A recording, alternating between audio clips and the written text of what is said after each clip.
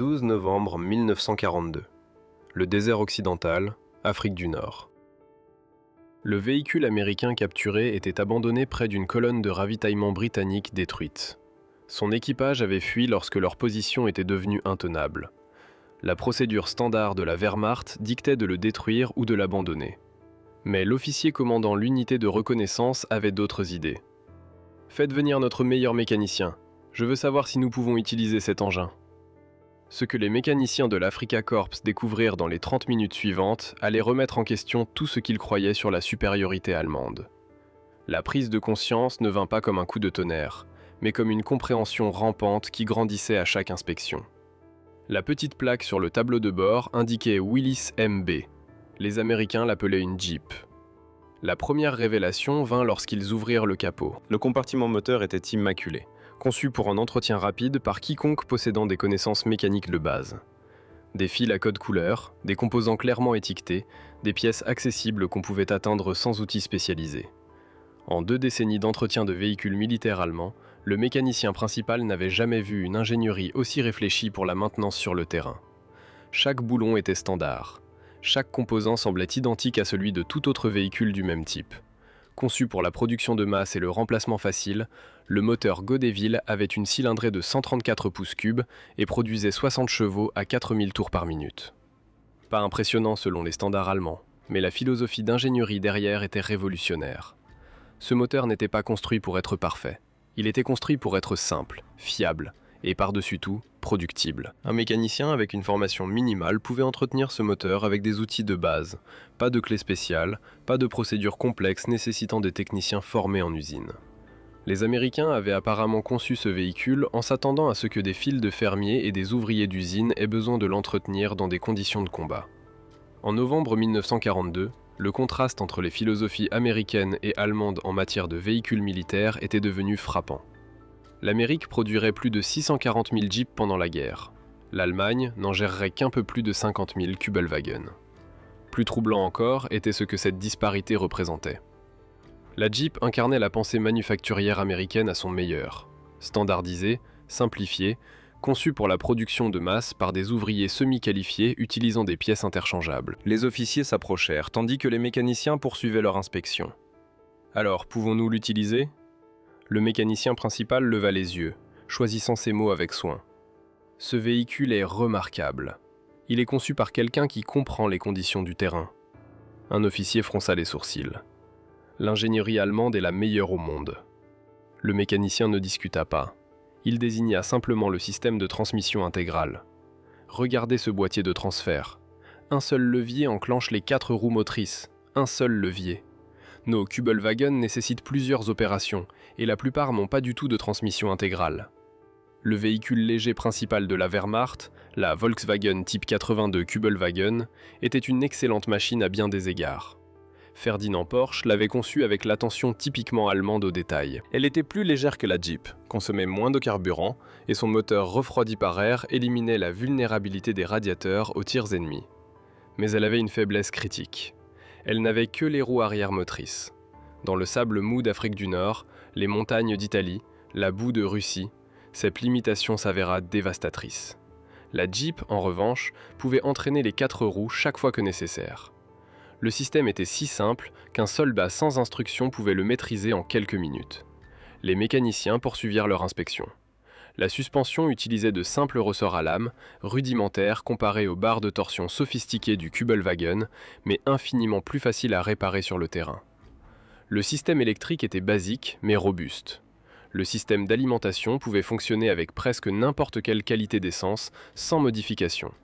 Le plus troublant de tout était la répartition du poids. La Jeep pesait environ 1110 kg contre 700 pour le Kübelwagen, une différence de 410 kg. Les ingénieurs allemands auraient considéré cet excès de poids comme un défaut, réduisant les performances et augmentant la consommation de carburant. Mais les mécaniciens reconnurent la méthode derrière cette apparente folie. Ce poids supplémentaire se traduisait par de la durabilité. Le châssis était surdimensionné, conçu pour encaisser des punitions qui détruiraient des véhicules plus légers. Les Américains avaient décidé que la fiabilité sous les mauvais traitements importait plus que l'efficacité optimale. Ils avaient construit un véhicule en s'attendant à ce qu'il soit maltraité, surchargé et soumis à des conditions qu'aucun ingénieur n'approuverait, et l'avaient conçu pour survivre quand même. Ce n'était pas l'incompétence américaine que les films de formation de la Wehrmacht avaient promise, c'était une ingénierie focalisée sur la réalité plutôt que sur la théorie. L'unité ramena la Jeep à leur position avancée. Pendant les 3 jours suivants, les mécaniciens menèrent des tests exhaustifs. Ils la conduisirent dans le sable mou où les Kübelwagen peinaient. Ils la chargèrent au-delà de sa capacité nominale. Ils la soumirent à des abus qui auraient paralysé la plupart des véhicules. La Jeep encaissa tout. Sur terrain meuble, où les véhicules à roues arrière motrices nécessitaient une conduite prudente et restaient souvent enlisés, la Jeep passait simplement en force. Le rapport de démultiplication court lui permettait de ramper sur les obstacles à vitesse de marche, quelque chose que la transmission du Kübelwagen ne pouvait égaler malgré ses réducteurs de moyeu. La nouvelle se répandit dans l'Afrika Korps. Les Américains avaient un véhicule qui surpassait l'équivalent de la Wehrmacht dans presque tous les domaines significatifs. Des officiers et des mécaniciens d'autres unités vinrent l'examiner. Les réactions suivaient un schéma prévisible. Un scepticisme initial, suivi d'un respect réticent, puis de la consternation lorsque les implications devenaient claires. Un officier d'approvisionnement qui avait travaillé dans des usines automobiles allemandes avant la guerre passa un après-midi à étudier le véhicule. Son évaluation fut directe. Ceci représente une différence fondamentale d'approche. Nous construisons des véhicules pour atteindre la perfection technique. Les Américains les construisent pour être fabriqués. Dans une guerre totale, c'est ce qui compte le plus. Il expliqua aux officiers et sous-officiers assemblés ce que cette différence signifiait. Regardez ce bloc moteur. Il est coulé, pas usiné avec des tolérances fines. Les Américains sacrifient une petite quantité de performance pour des gains massifs en vitesse de production. Ils peuvent former un ouvrier semi-qualifié à assembler un de ces moteurs en une fraction du temps qu'il faut pour construire un moteur allemand. Maintenant, multipliez cela par chaque composant. Il désigna les panneaux de carrosserie en tôle emboutie. Ces panneaux sont grossiers comparés à nos véhicules, mais ils peuvent être produits par milliers dans des usines qui fabriquaient auparavant des appareils ménagers. Les Américains ont mobilisé toute leur économie. Chaque usine de réfrigérateurs, chaque usine de machines à laver, chaque constructeur de véhicules commerciaux, tous convertis à la production militaire. Nous ne pouvons pas égaler cette capacité. Les officiers se turent. Il avait articulé ce que beaucoup avaient commencé à soupçonner. La philosophie allemande axée sur la qualité et la précision avait du sens en temps de paix. Mais dans une guerre totale, l'approche américaine de produits adéquats livrés rapidement s'avérait d'une efficacité dévastatrice. Un mécanicien passa cette soirée-là à rédiger un rapport technique détaillé. Il documenta chaque aspect de la conception de la Jeep, notant à la fois ses forces et ses faiblesses. Le rapport remonta la chaîne de commandement, l'un des milliers de documents de ce type produits par les services de renseignement technique allemands. Des rapports similaires affluaient au quartier général de la Wehrmacht depuis tous les fronts. Les mécaniciens et ingénieurs allemands rencontraient des véhicules et équipements américains avec une fréquence croissante, et les évaluations étaient uniformément troublantes. Les Américains surpassaient l'Allemagne en production selon des ratios qui semblaient impossibles. Fin 1942, le renseignement de la Wehrmacht commanda une étude sur la production de véhicules alliés. Les résultats confirmèrent leurs pires craintes. Les usines américaines produisaient des véhicules militaires à un rythme de milliers par jour. L'usine Willow Run de Ford à elle seule achevait un bombardier B-24 Liberator toutes les 63 minutes à production maximale. Les chantiers navals américains lançaient des Liberty Ships plus vite que l'Allemagne ne pouvait les couler. Les statistiques révélaient une vérité qui donnait à réfléchir. La production américaine de véhicules militaires en 1942 dépassait la production totale de l'Allemagne, de l'Italie et du Japon réunis. Et la production continuait d'augmenter. La Jeep capturée devint une sorte de célébrité dans son unité. Les soldats se disputaient la chance de la conduire. Les officiers l'utilisaient pour la reconnaissance avancée, faisant plus confiance à sa fiabilité qu'à leur propre véhicule. Quand des pièces s'usaient, des composants de remplacement étaient récupérés sur d'autres Jeeps capturés avec une facilité déconcertante. Tout était interchangeable. Début 1943, l'Afrika Korps avait capturé des dizaines de Jeeps. Les mécaniciens de la Wehrmacht formèrent des réseaux informels, partageant leurs connaissances en maintenance et récupérant des pièces. Un marché noir émergea pour les véhicules et équipements américains capturés. Une Jeep en état de marche pouvait atteindre des prix dépassant largement sa valeur théorique parce que tout le monde reconnaissait sa supériorité pour la guerre du désert. Puis vint le 13 mai 1943, quand l'Afrika Korps se rendit en Tunisie. Environ 250 000 soldats allemands et italiens devinrent prisonniers. Leur guerre était terminée, mais leur éducation sur la capacité de production américaine ne faisait que commencer. Le contraste entre les capacités allemandes et américaines devint impossible à ignorer pendant le voyage vers la captivité. Des camions américains transportaient les prisonniers en quantité qui aurait nécessité des chariots tirés par des chevaux dans la Wehrmacht. Des Liberty Ships américains, typiquement construits en 5 à 6 semaines à production maximale en 1943, contre 8 mois initialement, transportèrent des milliers d'hommes à travers l'Atlantique. Chaque aspect de l'opération logistique démontrait une capacité organisationnelle qui éclipsait tout ce que l'Allemagne avait accompli. Au centre de traitement des prisonniers à Oran, en Algérie, les mécaniciens capturés regardèrent des sergents américains du parc automobile entretenir une flotte de véhicules avec une efficacité décontractée qui aurait été impossible dans la Wehrmacht. Le parc automobile contenait des dizaines de jeeps, camions et voitures de commandement. De jeunes soldats américains, beaucoup à peine sortis de l'adolescence, effectuaient la maintenance avec rapidité et confiance. Les outils étaient abondants et facilement disponibles. Les pièces étaient livrées sans délai de réquisition. Chaque véhicule utilisait les mêmes composants de base, permettant aux mécaniciens d'entretenir n'importe quel véhicule sans connaissances spécialisées. Un sergent américain qui parlait un allemand passable remarqua un mécanicien capturé qui observait. « Vous êtes mécanicien ? J'étais à la maintenance des véhicules de l'Africa Corp. » Le sergent sourit. « Eh bien, plus dire pour vous maintenant. Mais je parie que vous avez des questions. Venez, je vais vous faire visiter. Ce n'est pas comme si vous pouviez voler quoi que ce soit maintenant. » Ce qui suivit fut un après-midi éducatif. Le sergent le guida à travers le parc automobile, expliquant la philosophie américaine de maintenance avec une honnêteté sans réserve.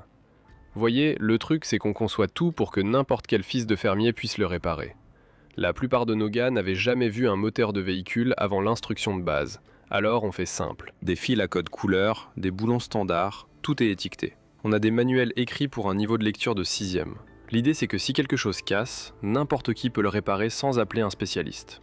Le mécanicien capturé examina un moteur de Jeep démonté. Chaque composant était clairement marqué.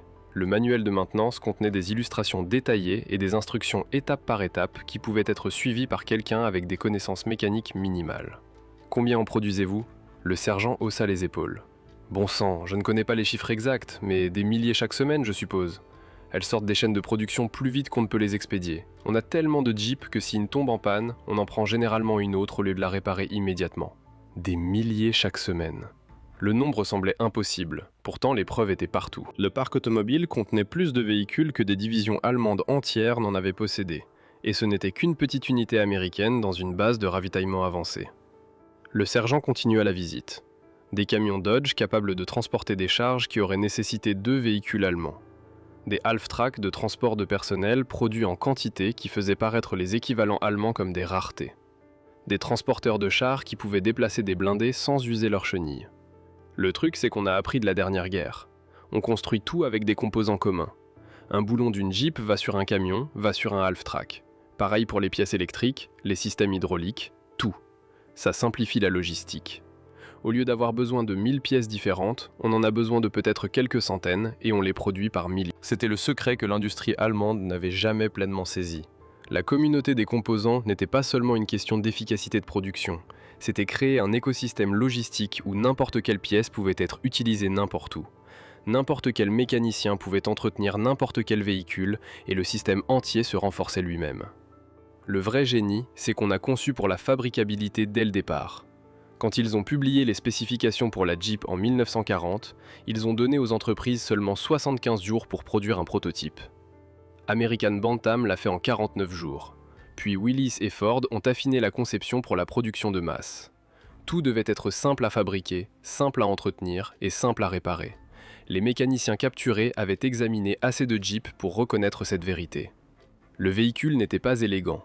Des ingénieurs allemands auraient conçu quelque chose de plus sophistiqué, mais la sophistication entravait la production de masse, et la production de masse était en train de gagner la guerre. À l'été 1944, les prisonniers avaient entendu des rumeurs sur l'opération Overlord, l'invasion alliée de la Normandie. Quand la nouvelle du succès du débarquement arriva, beaucoup ne furent pas surpris. Les Alliés avaient la capacité de production pour construire une flotte d'invasion que l'Allemagne aurait mis des années à assembler. Les nouvelles filtraient dans les camps par les journaux et émissions de radio américains. Ils lurent des récits des plages de Normandie où les forces alliées avaient débarqué avec des milliers de véhicules dans la première vague seulement. Des jeeps, des camions, des chars, des véhicules amphibies, tous transportés à travers la Manche dans des péniches de débarquement construites à cet effet, elles-mêmes fabriquées par milliers. L'échelle de l'opération défiait la compréhension. 6 000 navires, 11 000 avions, 150 000 hommes dans la première vague. En quelques semaines, des millions de soldats alliés combattraient en Europe, tous approvisionnés par une base de production qui créait du matériel plus vite que la Wehrmacht ne pouvait le détruire. Les prisonniers allemands réfléchirent à leur confiance d'avant-guerre dans la victoire. Cette confiance avait été basée sur des suppositions concernant la supériorité technologique allemande. Ces suppositions s'avérèrent incomplètes. L'Allemagne avait une ingénierie supérieure dans de nombreux domaines. Les chars allemands étaient plus lourdement blindés et mieux armés que la plupart des équivalents américains. Les avions allemands étaient souvent plus sophistiqués. Les armes légères allemandes étaient excellentes. Mais rien de tout cela n'importait quand l'Amérique pouvait produire 5 chars pour chaque char allemand, 10 camions pour chaque camion allemand, 100 jeeps pour chaque Kübelwagen. Dans le parc automobile un après-midi, les prisonniers regardèrent des soldats américains charger des jeeps sur des camions de transport pour expédition vers le port. Un jeune soldat conduisait chaque jeep sur les rampes de chargement avec une confiance décontractée. Des dizaines de véhicules chargés en moins d'une heure, tous destinés à l'Europe pour remplacer les pertes et approvisionner les nouvelles unités. Un mécanicien allemand réalisa que cette seule opération de chargement dans un camp au Texas représentait plus de véhicules que sa division entière n'en avait possédé en Afrique du Nord. Cette scène se répétait dans les camps et dépôts à travers l'Amérique chaque jour. Les mathématiques devenaient incontournables. L'Allemagne avait mobilisé son économie pour la guerre totale, supprimant la production civile pour soutenir la fabrication militaire. Pourtant, la production allemande de véhicules militaires en 1943 totalisait moins de 100 000 unités de tout type. L'Amérique, maintenant une économie civile florissante, produisit plus de 2 millions de véhicules militaires la même année. La disparité n'était pas seulement quantitative, elle était qualitative. Les véhicules américains étaient conçus pour les réalités du temps de guerre. Facilité d'entretien, pièces interchangeables, fonctionnement simple et robustesse fiable. Les véhicules allemands étaient conçus selon des spécifications qui avaient du sens en temps de paix, mais s'avérèrent impraticables en combat prolongé. En novembre 1944, des nouvelles atteignirent le camp concernant une offensive allemande dans les Ardennes, ce qui allait devenir connu comme la bataille des Ardennes, le dernier pari d'Hitler à l'ouest. L'offensive reposait fortement sur la capture des réserves de carburant américaines parce que l'Allemagne n'avait plus suffisamment de carburant pour soutenir les opérations blindées. Plus troublants étaient les rapports sur l'opération Greif, l'opération commando d'Otto Skorzeny utilisant du matériel américain capturé. Des soldats allemands avaient été équipés de jeeps capturés, d'uniformes américains et de fausses pièces d'identité, chargés d'infiltrer les lignes alliées pour semer la confusion et capturer des ponts. Si même Skorzeny, le commando préféré d'Hitler qui avait libéré Mussolini, en était réduit à dépendre de véhicules américains capturés parce que les véhicules allemands étaient insuffisants. Cela révélait tout sur la situation matérielle de la Wehrmacht. L'opération échoua. La police militaire américaine identifia rapidement les infiltrés allemands par un interrogatoire minutieux sur la culture et les procédures américaines. L'offensive des Ardennes elle-même s'enlisa, non pas principalement à cause de la résistance américaine, bien qu'elle fût féroce, mais parce que les forces allemandes manquèrent de carburant. Les divisions de Panzer abandonnèrent leurs chars quand les camions-citernes n'arrivèrent pas. Les divisions d'infanterie recoururent au transport hippomobile parce que la logistique motorisée s'était effondrée. En janvier 1945, l'attaque allemande avait été contenue et repoussée. Le printemps 1945 apporta des nouvelles de l'effondrement de l'Allemagne. L'armée rouge se rapprochait de Berlin par l'est. Les forces américaines et britanniques traversèrent le Rhin et s'enfoncèrent profondément en Allemagne par l'ouest. Dans le parc automobile du camp, les mécaniciens allemands continuaient leur travail, entretenant des véhicules pour une armée qui avait vaincu leur patrie. Ils ne ressentaient aucune satisfaction dans leur travail, mais aucune honte non plus. L'Allemagne avait perdu non pas parce que ses soldats manquaient de courage ou de compétences, mais parce qu'elle avait défié des puissances dont elle ne pourrait jamais égaler la capacité de production. Un après-midi d'avril, un soldat américain s'approcha avec une nouvelle. L'Allemagne s'est rendue. La guerre est finie en Europe. Les mécaniciens hochèrent la tête. Ils s'y attendaient depuis des mois. Qu'est-ce qui nous arrive maintenant ? Vous rentrerez chez vous finalement ? Probablement pas immédiatement. Beaucoup de logistique à régler, mais vous rentrerez chez vous. Un mécanicien considéra cela. Rentrer dans une Allemagne qui avait été bombardée jusqu'aux décombres, occupée par des armées étrangères, ces villes détruites par la même puissance manufacturière qui avait produit la Jeep qu'il avait examinée des années auparavant. L'Américain demanda « Tu es un gars intelligent. Tu pensais vraiment que l'Allemagne pouvait gagner ?» Le mécanicien réfléchit soigneusement à sa réponse. « Avant la guerre, oui. Nous croyions que la qualité allemande surmonterait la quantité américaine. Nous avions vu des produits américains avant la guerre, et beaucoup étaient inférieurs aux équivalents allemands. Nous avons supposé que l'équipement militaire américain serait pareil. Mais ce n'était pas le cas, non. Quand nous avons examiné cette première Jeep en 1942, nous avons réalisé que nous avions fait une erreur fondamentale. Nous avions confondu la qualité du temps de paix avec l'efficacité en temps de guerre. Votre Jeep n'était pas mieux conçue que notre Kübelwagen en termes absolus. Elle était mieux conçue pour la production de masse et les conditions de terrain. Dans la guerre totale, cela s'est avéré décisif. L'Américain hocha la tête. Ouais, nous construisons des produits adéquats rapidement et en énorme quantité. Exactement. Ils restèrent en silence un moment. Deux mécaniciens de camps opposés, unis par une compréhension partagée de ce qui avait réellement déterminé l'issue de la guerre. Le processus de rapatriement commença fin 1945. Les prisonniers allemands embarquèrent sur des navires pour le voyage de retour. Un mécanicien arriva à Brême en janvier 1946, passant par les stations de contrôle alliées avant d'être libéré. La ville était en ruine. Les décombres s'étendaient dans toutes les directions. Mais au milieu de la destruction, il remarqua quelque chose. Des véhicules américains partout. Des jeeps transportant des officiers alliés dans les rues dévastées. Des camions livrant des fournitures de secours. Des parcs automobiles où des civils allemands travaillaient aux côtés de soldats alliés. Il s'approcha d'un parc automobile, se présentant au capitaine américain qui commandait l'installation. Son anglais, appris pendant des années de captivité, était convenable. « Monsieur, je suis un ancien Oberfeldwebel de l'Africa Corps, récemment rapatrié du camp Hearne, Texas. Je suis un mécanicien automobile formé avec de l'expérience dans l'entretien de matériel américain. Embauchez-vous des travailleurs civils ?» Le capitaine examina ses papiers d'identité. « Il est dit ici que vous avez travaillé dans notre parc automobile au Texas. C'est exact ? » « Oui, monsieur, 2 ans. » Le capitaine prit note. « Nous avons désespérément besoin de mécaniciens. La plupart des mécaniciens allemands sont soit morts pendant la guerre, soit encore dans des camps de prisonniers. Vous pouvez commencer demain. Le salaire est en monnaie d'occupation, échangeable contre des rations et des produits de première nécessité. » Et ainsi, l'ancien mécanicien de l'Africa Corps se retrouva employé par l'armée contre laquelle il avait combattu, entretenant les mêmes véhicules qu'il avait autrefois examinés comme équipement ennemi. Les Alliés avaient besoin de mécaniciens, il avait besoin de travail. La guerre était finie, la vie continuait. Au cours des mois suivants, il fut témoin du début de la reconstruction de l'Allemagne. L'aide américaine affluait, distribuée avec la même efficacité qui avait gagné la guerre.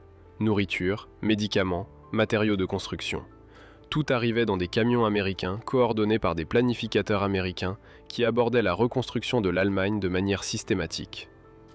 Il travaillait dans le parc automobile, formant de jeunes Allemands aux techniques d'entretien américaines. Beaucoup de ses élèves étaient d'anciens soldats de la Wehrmacht comme lui, des hommes qui avaient besoin de compétences civiles dans une Allemagne qui n'aurait plus d'armée. Il leur enseignait ce qu'il avait observé, la simplicité plutôt que la sophistication, la fonctionnalité plutôt que la perfection, les résultats plutôt que la théorie. C'étaient des leçons apprises des véhicules américains, applicables à la reconstruction de l'industrie manufacturière allemande. En 1947, il avait été promu superviseur du personnel civil allemand du parc automobile. Le capitaine américain qui commandait l'installation le traitait avec respect, appréciant son expérience et ses compétences organisationnelles. Un soir, le capitaine l'invita à partager un verre dans son bureau. « J'ai réfléchi à quelque chose. Vous avez travaillé extensivement avec des véhicules allemands et américains. Si vous deviez concevoir un véhicule pour la nouvelle Allemagne, à quoi ressemblerait-il ? » Il réfléchit soigneusement. « J'adapterais l'approche américaine aux conditions européennes. Plus petit qu'une Jeep, plus économe en carburant, mais maintenant la même philosophie. Pièces communes, entretien simple, conçu pour la fabrication plutôt que pour des prix d'ingénierie. L'Europe a des routes étroites et un carburant limité, mais nous avons besoin de la fiabilité de la pensée conceptuelle américaine. » Le capitaine hocha la tête. « C'est intelligent. L'argent du plan Marshall reconstruira l'industrie manufacturière allemande, et les ingénieurs allemands étudient déjà les méthodes américaines. L'avenir est la production de masse à l'américaine, adaptée aux conditions locales. Cela s'avéra prophétique. Dans les décennies qui suivirent, l'industrie manufacturière ouest-allemande adopta la philosophie de production américaine tout en maintenant l'attention allemande à la qualité. Le résultat fut une renaissance économique qui transforma l'Allemagne d'une nation dévastée en une puissance économique. Des entreprises comme Volkswagen, qui avaient produit le Kübelwagen pendant la guerre, évoluèrent en géants automobiles mondiaux en combinant la précision de l'ingénierie allemande avec les techniques de production de masse américaines. La Volkswagen Coccinelle, qui devint l'une des automobiles les plus vendues de l'histoire, incarnait cette synthèse. Elle était simple, fiable, fabricable en énormes quantités et abordable pour les familles moyennes. Les anciens mécaniciens de la Wehrmacht qui avaient travaillé dans les parcs automobiles des camps de prisonniers américains retournèrent en Allemagne avec des connaissances qui s'avérèrent inestimables. Ils comprenaient la standardisation des composants. Ils avaient été témoins de systèmes de distribution de pièces efficaces. Ils avaient vu comment des procédures d'entretien simplifiées augmentaient la disponibilité des véhicules. Ils avaient observé comment concevoir pour la fabricabilité plutôt que pour la perfection permettait la production de masse. Ces connaissances, acquises au fil des années d'entretien de matériel américain, influencèrent la conception automobile allemande pendant des décennies. Les constructeurs allemands qui émergèrent des ruines n'essayèrent pas de recréer les approches d'avant-guerre. Au lieu de cela, ils synthétisèrent la précision allemande avec l'efficacité de production américaine. Au début des années 1950, cette approche hybride produisait des résultats. La production de Volkswagen passa de milliers de véhicules par an à des centaines de milliers. Mercedes-Benz adapta les techniques de chaîne de montage tout en maintenant des normes de qualité. BMW restructura sa fabrication pour mettre l'accent sur la communauté des composants entre les gammes de modèles. Le miracle économique des années 1950 et 60 devait beaucoup à ces changements. L'Allemagne de l'Ouest devint une puissance exportatrice, vendant dans le monde entier des véhicules qui combinaient fiabilité et accessibilité. La synthèse des approches allemandes et américaines créa des produits que la philosophie d'avant-guerre d'aucune des deux nations n'aurait pu produire seule. L'historien de l'armée américaine Hugh M. Cole, qui interrogea les généraux de la Wehrmacht après leur reddition, documenta leurs perspectives. Cole rapporta que les dirigeants militaires allemands admiraient la Jeep plus que tout autre élément du formidable arsenal américain.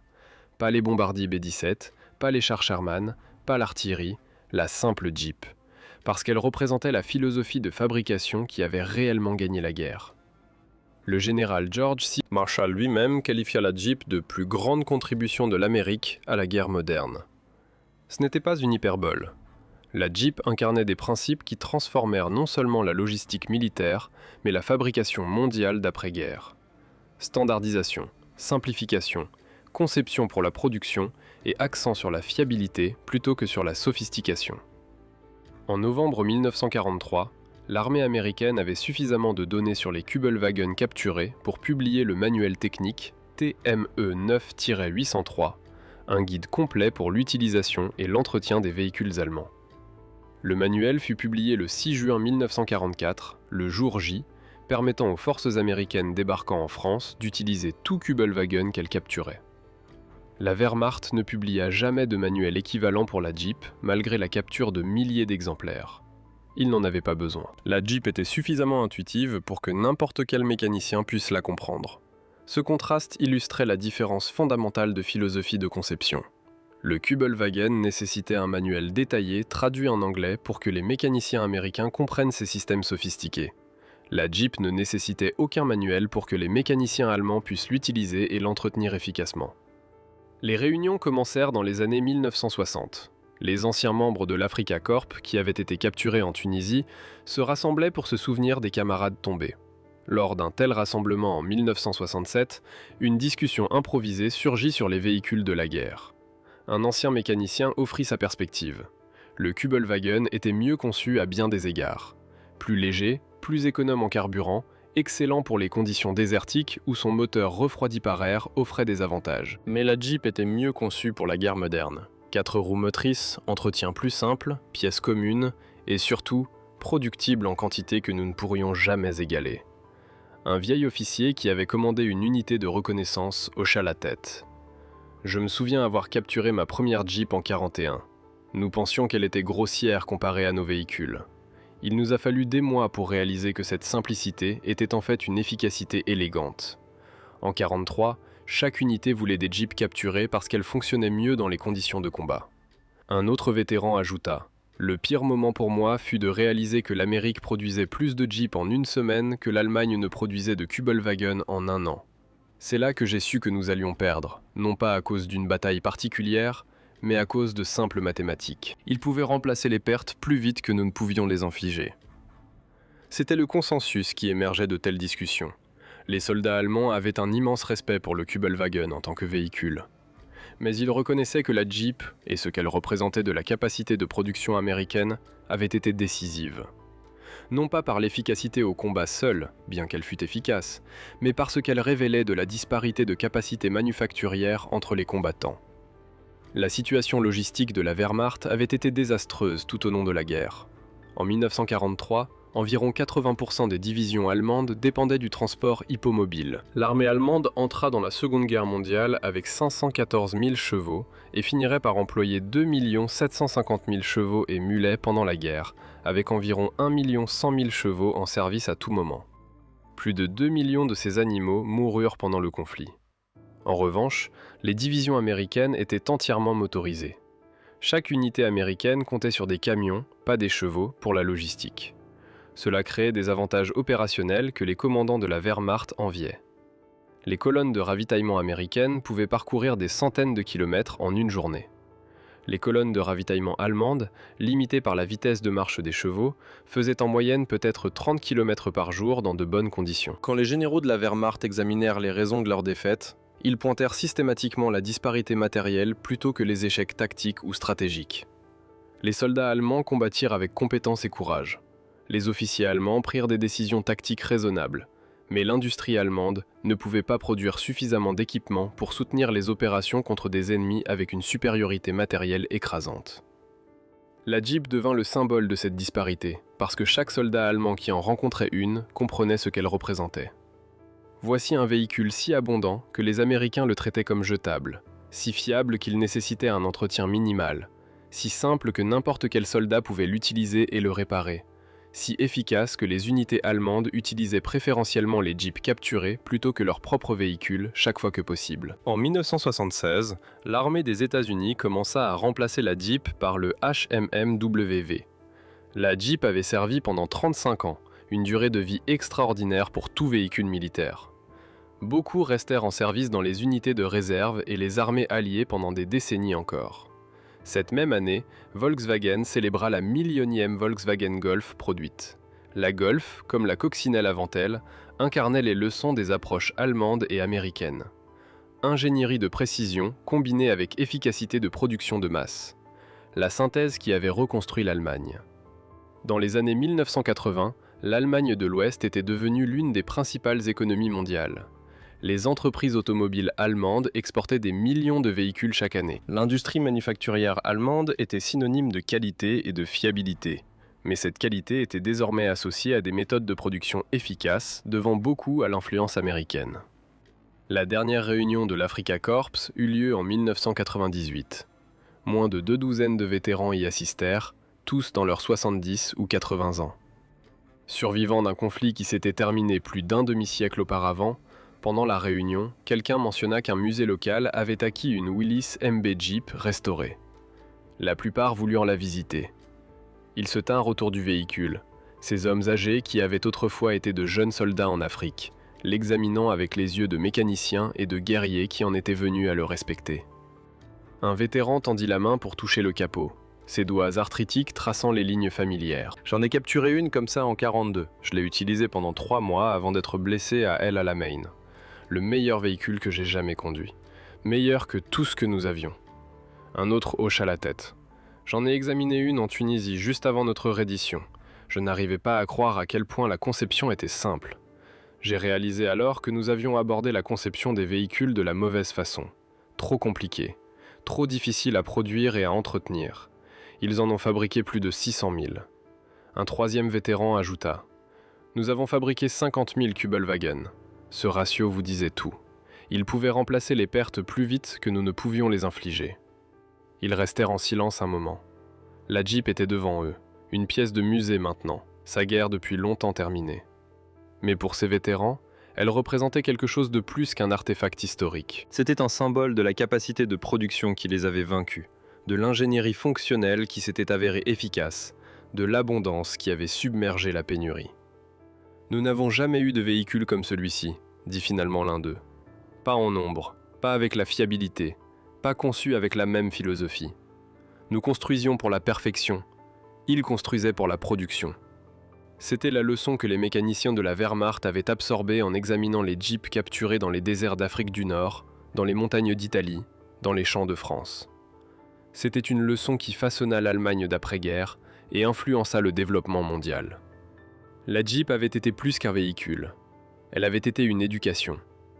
Les mécaniciens de la Wehrmacht, humiliés par la défaite, s'étaient avérés d'excellents élèves. Ils étudièrent non seulement comment entretenir l'équipement américain, mais pourquoi cet équipement avait été conçu ainsi, et ce que ces choix de conception révélaient sur la philosophie de fabrication qui avait gagné la guerre. Cette connaissance, douloureuse dans son acquisition, devint le fondement de la reconstruction et de la prospérité éventuelle de l'Allemagne. La défaite enseigna l'humilité. L'équipement américain enseigna l'ingénierie fonctionnelle. La combinaison produisit une nouvelle philosophie allemande qui servit la nation bien mieux que l'orgueil d'avant-guerre. L'histoire des mécaniciens de la Wehrmacht et de la Jeep est une histoire d'apprentissage par la défaite. L'orgueil leur avait dit que l'ingénierie allemande était supérieure, que la qualité triompherait de la quantité, que la sophistication surmonterait la simplicité. La réalité leur enseigna le contraire. Les véhicules américains n'étaient pas mieux conçus que les équivalents allemands dans la plupart des spécifications techniques, mais ils étaient mieux conçus pour les réalités de la guerre moderne. Productibles en quantité massive, maintenables par du personnel minimalement formé, construits avec des pièces communes interchangeables, fiables malgré les mauvais traitements. Cette fonctionnalité, multipliée par la capacité manufacturière américaine, créa une supériorité matérielle écrasante qu'aucune compétence ou courage allemand ne pouvait surmonter. La Wehrmacht avait d'excellents soldats, des officiers capables et un équipement sophistiqué, mais elle manquait de la base nécessaire pour soutenir une guerre totale contre des ennemis qui pouvaient produire de l'équipement plus vite que l'Allemagne ne pouvait le détruire. Les mécaniciens qui entretenaient à la fois les véhicules allemands et américains comprenaient cela par expérience directe. Ils avaient vu les deux systèmes fonctionner. Ils avaient travaillé avec des véhicules conçus selon des philosophies différentes. Ils savaient quelle approche fonctionnait mieux dans les conditions de combat. Cette connaissance informa leur travail de reconstruction de l'Allemagne. Quand ils formaient de jeunes mécaniciens, ils soulignaient les leçons apprises à la dure. Quand ils conseillaient sur les processus, ils préconisaient la standardisation et la simplification. Quand ils concevaient de nouveaux produits, ils donnaient la priorité à la fabricabilité et à la fiabilité. Les ingénieurs qui reconstruisirent les secteurs automobiles et mécaniques allemands avaient étudié l'équipement américain capturé, travaillé dans les parcs automobiles des camps de prisonniers et observé les méthodes de fabrication américaines. Ils créèrent un hybride, la précision allemande combinée avec l'efficacité de production américaine. Cet hybride s'avéra extraordinairement réussi. Dans les années 1970, l'Allemagne de l'Ouest était devenue un exportateur majeur de produits manufacturés. Le succès économique valida les leçons de la défaite. L'Allemagne avait abandonné l'orgueil qui avait contribué à la catastrophe et adopté une approche plus efficace, informée par l'étude des méthodes du vainqueur. La Jeep joua un rôle significatif dans cette transformation à travers l'expérience directe. Chaque mécanicien de la Wehrmacht qui entretenait une Jeep capturée absorbait des enseignements sur la philosophie américaine. Chaque officier qui roulait dans une Jeep capturée reconnaissait ses avantages. Chaque soldat qui était témoin de l'abondance des véhicules alliés comprenait ce que la propagande avait tenté de dissimuler. Ces expériences, partagées par des centaines de milliers de soldats et prisonniers allemands, créèrent une compréhension répandue que la défaite de l'Allemagne n'était pas principalement militaire, mais matérielle. Cette compréhension façonna les attitudes envers la reconstruction. Les dirigeants et ingénieurs allemands cherchèrent à adapter les méthodes américaines plutôt qu'à restaurer les pratiques d'avant-guerre qui s'étaient avérées inadéquates. Ils adoptèrent la fabrication de masse plutôt que de mettre l'accent sur la production artisanale à petite échelle. Ils conçurent pour la fabricabilité et la fiabilité, plutôt que pour la perfection, sans égard pour la difficulté de production. Les mécaniciens de la Wehrmacht, qui rencontrèrent pour la première fois des Jeeps dans les déserts nord-africains, n'auraient pu imaginer l'influence à long terme de cette rencontre. Ils essayaient de comprendre un véhicule ennemi, d'évaluer ses capacités, de déterminer s'il pouvait être utilisé par leur propre force. Ce faisant, Ils découvrirent des vérités sur la capacité de fabrication et la philosophie d'ingénierie qui allaient façonner le reste de leur vie et influencer la reconstruction de leur nation. Les derniers de ces mécaniciens sont décédés. Leur témoignage direct est perdu, mais les leçons qu'ils apprirent demeurent ancrées dans les pratiques à travers le monde. Chaque véhicule conçu pour la facilité de fabrication doit quelque chose à la philosophie que la Jeep incarnait. Chaque pièce standardisée reflète l'influence américaine sur les normes mondiales. Chaque accent mis sur la fiabilité fait écho aux leçons des parcs automobiles où les mécaniciens de la Wehrmacht entretenaient l'équipement américain capturé. C'est l'héritage de la Jeep, un enseignant de principe qui transforma la fabrication. Elle enseigna que les suppositions de supériorité nécessitent un examen, que l'efficacité fonctionnelle importe plus que la conception sophistiquée, que concevoir pour la fabrication et la maintenance sert mieux que concevoir pour la perfection. Ces leçons aidèrent à transformer l'Allemagne d'ennemi vaincu en allié prospère. Les mécaniciens qui admirent qu'ils n'avaient jamais eu de véhicule comme la Jeep devinrent des architectes du renouveau. Leur humilité, née de la défaite et éduquée par l'observation, servit l'Allemagne mieux que l'orgueil qui avait précédé la catastrophe. En novembre 1942, examinant une Jeep capturée dans le désert nord-africain, les mécaniciens de la Wehrmacht commencèrent un voyage de découverte qui allait influencer une génération. Les mécaniciens qui conduisirent des Jeeps capturés admirent qu'ils n'avaient jamais eu de véhicule comme celle-ci.